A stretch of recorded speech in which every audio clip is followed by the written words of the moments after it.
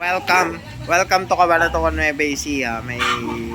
Meron kami ditong issue, hindi na siya umaandar. Okay. So gagawan natin siya ng paraan para umandar. Startin natin siya at the same time dadalhin natin siya into its top performance. Tulak nyo dito.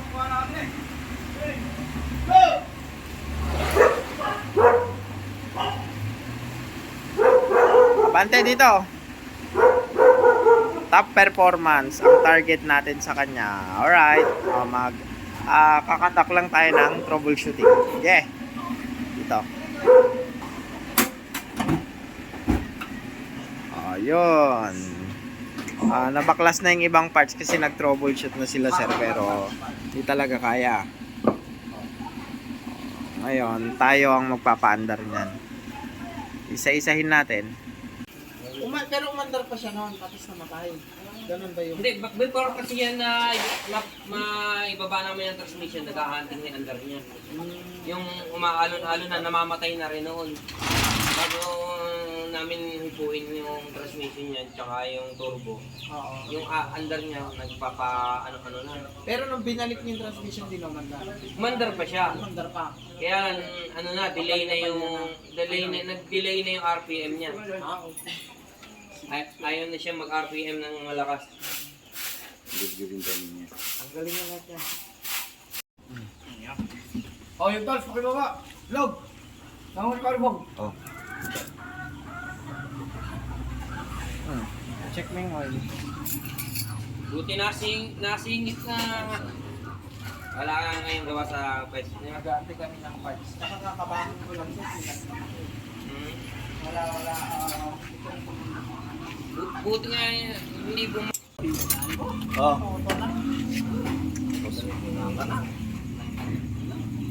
Kuha ka ng ibang crankshaft sensor. Tinamaan. Ang tumama dito, relax. Wala kang napansin sa ano? Wala kang napansin sa... Yan yung tinatamaan. Oh. Yun ang wala tayo, relax. Magkano pa dito? Auto calibre.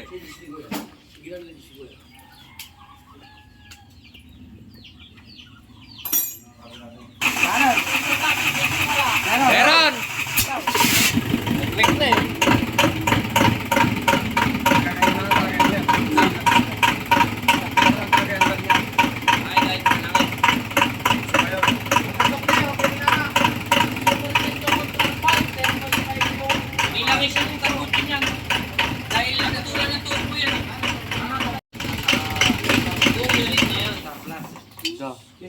Pacheck ako ng line ng ECU.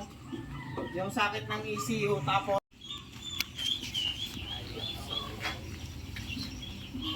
yun yung tamang procedure.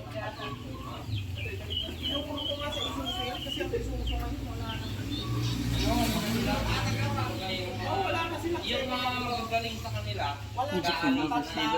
yung tsaka mga nag-a-upload yung isa namin pamangkin na technician ng heavy equipment.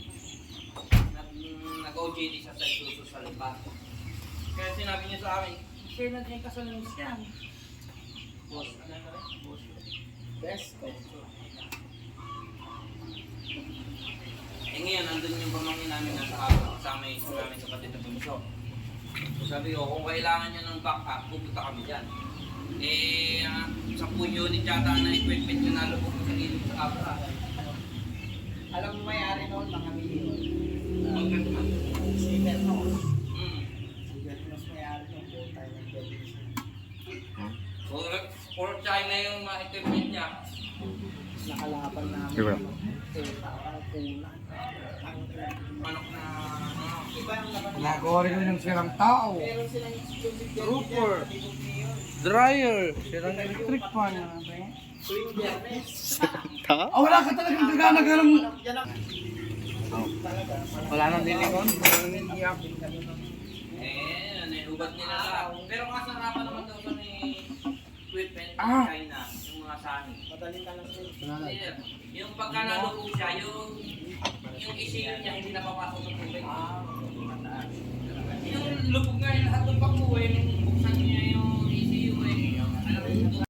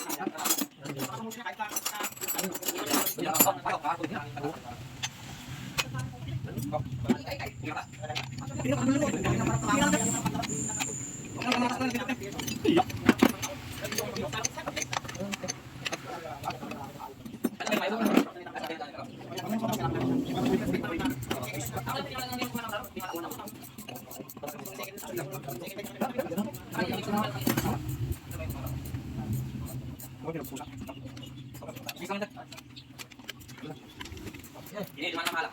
Hindi na yung mahalak sa tao ito.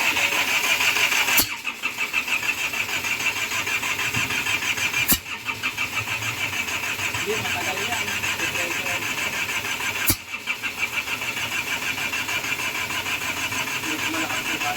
Few moments later. Kukunin pa natin yung common rail eh.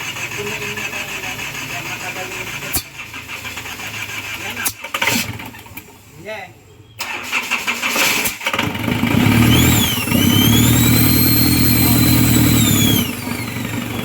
Ayun, kumanta na yan. RPCB. Positive.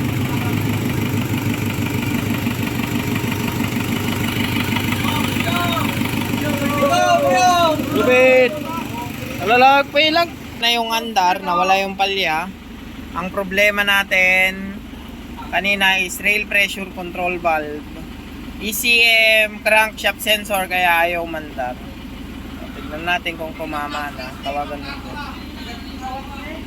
Oh, tawagin mo si sir. Oh, yun.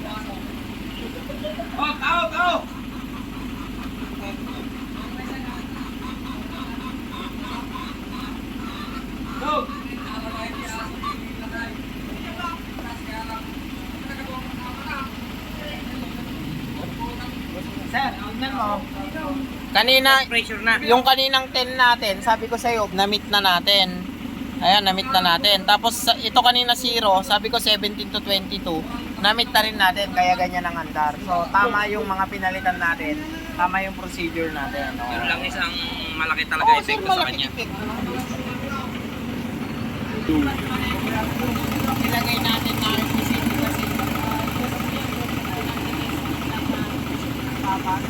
pero para maiwasan sakit ng ito. Sa likod to. Wala kang problema dito. Wala kang problema. So yan ang problema mo. ECU, rail pressure control valve, yung hindi niya maganda sa kasa. So ngayon, pinipwede mo pang Kung kabahala. maliit lang yung sabay ko lang alam, pag yung pressure ka, ay pag-adject mo, wala naman pinipula ka. Tested ko ganda. Dito ko rin dyan, mapasok ka na lang. Tingnan mo yung ato pag sa dyan. RPM mo yan, RPM. Ito tama na rin natin ang mga yan. Tubig. Okay, buo nyo na, sensor. Tubig. Sige mo, may tubig. Okay nga na, dito may tubig. Aray, patayin mo na. Huwag ko na painitin. Pinalitan namin ng relay. Tapos ito sa kanya,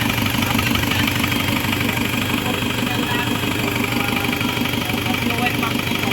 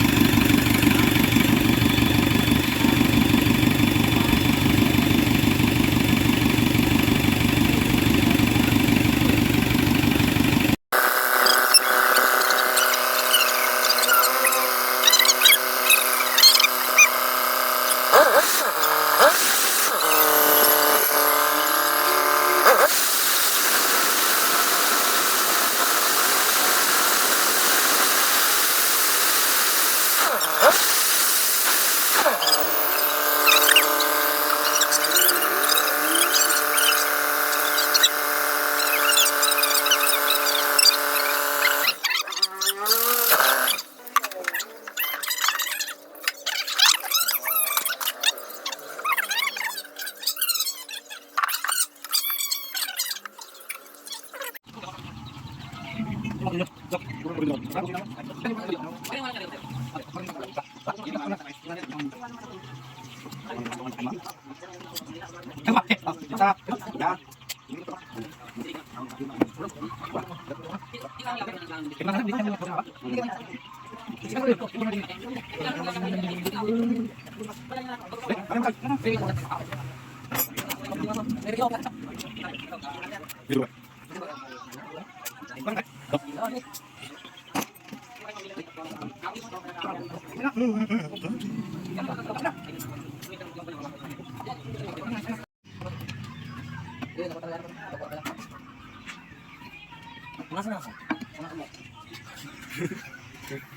nag-isang tanong ko muna kayo yung isa eh.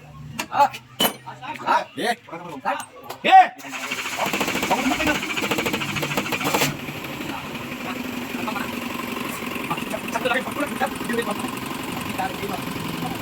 Ay, okay na ako.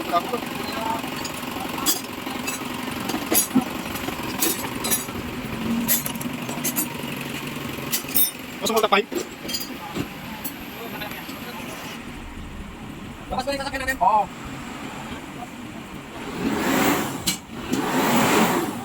Siguro na eh.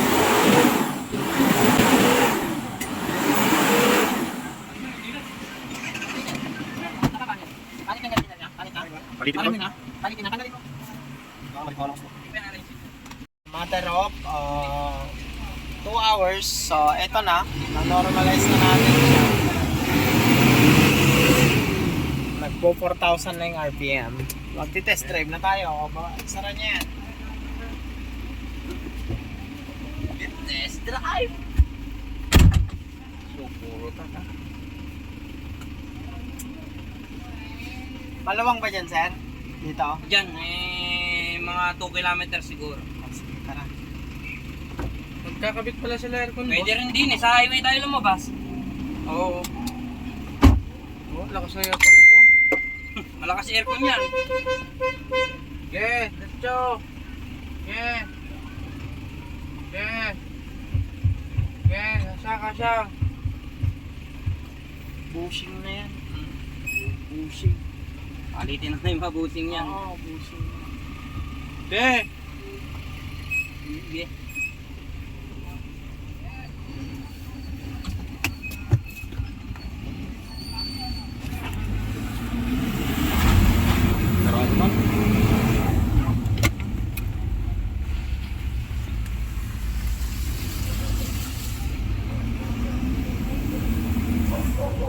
Dealer, sir, ha? Magpalit ka na.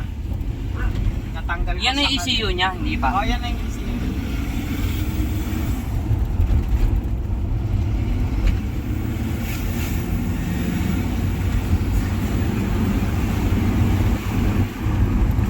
Wala nga, sir, speed sensor. Ilagay ko sa recommendation. Pwede kitang bilhan nun, padala ko na lang sa'yo. Dapat may Yes, sir. kabit mo yun para mag-shift siya sa final bearing. Hindi ba siya mag... Hindi, tercera lang to, sir. Tignan mo. Salo. Ayan. May dalawa pang gear. Ilang speed ba to? For speed. Pero merong mga lock-up. May third gear lock-up tsaka fourth gear lock-up. Kaya parang 6 speed yun. 3,000 RPM to. Ayaw na, oh. Dahil sa speed sensor. Ayan, kaya lumutang yung check engine. Ayan pala yung usok sa ano, sir, oh, sa Tampucho, yung mga lagis pa lang yun. Pero kita mo naman yung performance, sir. Tangay na grabe na yung performance. Dito, umikot na tayo din. Puro bahayan na dyan.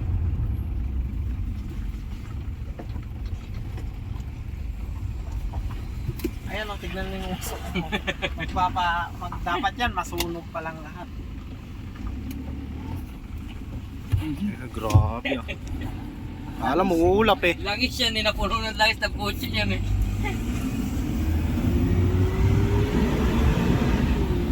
Naglalak siya sa third gear pag may iba siyang problema. Hindi siya magpupul na. Hindi siya magkakapili. Wala na, puti na sa likod.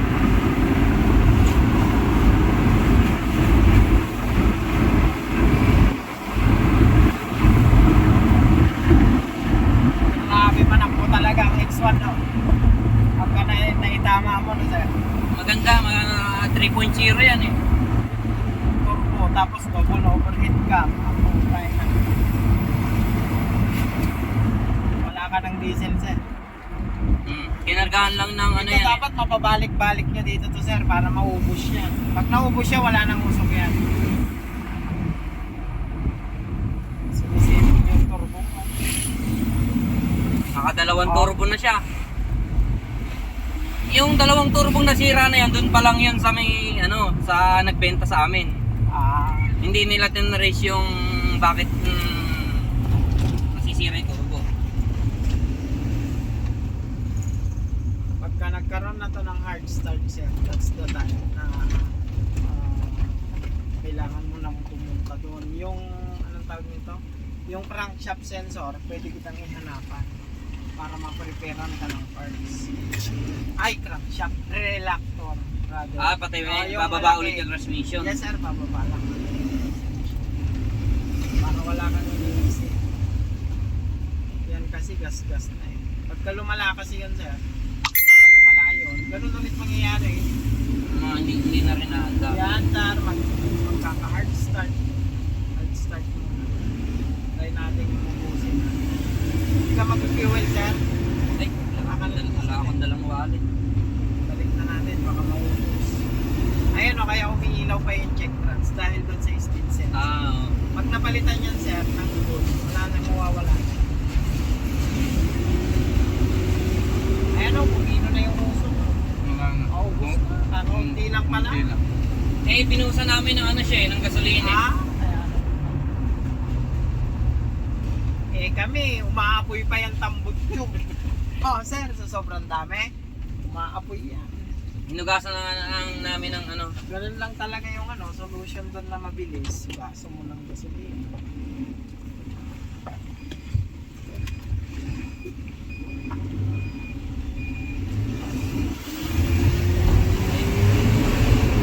Kaya pala ito gustong-gusto ng pinsan namin.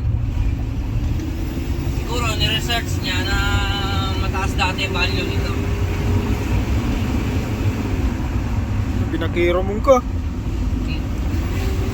Wala na, punta na yung usok na. Sarang ka ito, no? Lakas naman. Yung air cleaner mo kasi. Mabilan na lang mamaya. Ito na lang.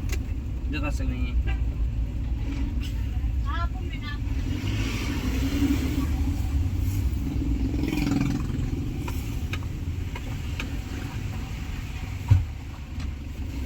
Busing.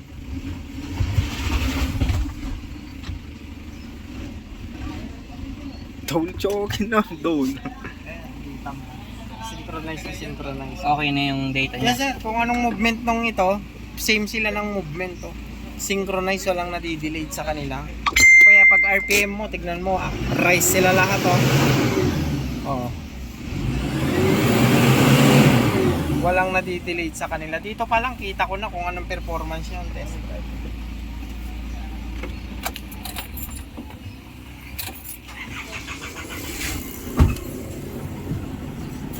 Dami panlanis. Wala na piksa. Wala ka.